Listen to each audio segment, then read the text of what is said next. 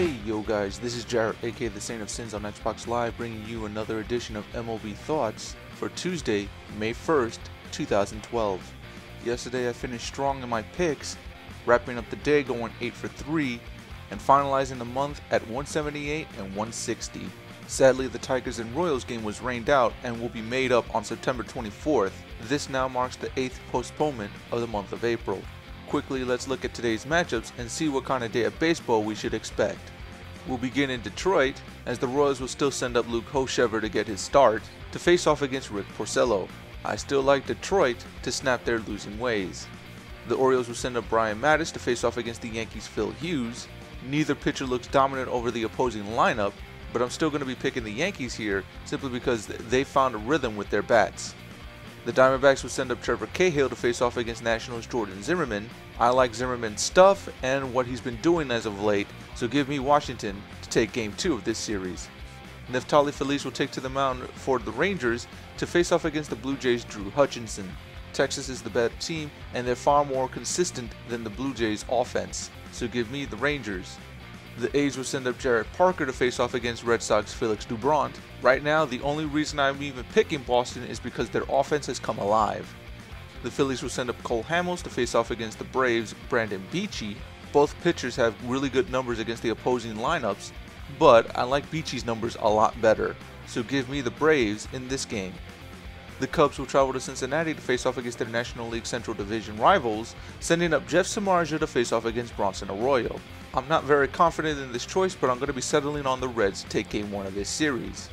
The Mariners will send up Hector Noesi to face off against the Rays' Matt Moore, and I expect Tampa Bay to be teeing off on Noesi.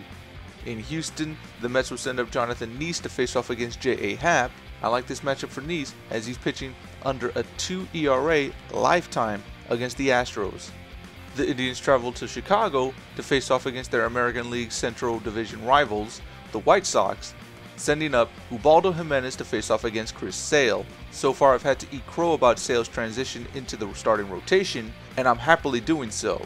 So give me the White Sox to continue his role as a starter. The Pirates travel to St. Louis, sending up Charlie Morton to face off against Adam Wainwright. Though I'm liking what I'm seeing out of Morton in his latest starts, I'm not sure if Wainwright will continue to struggle, as he seemingly found a rhythm in his last start.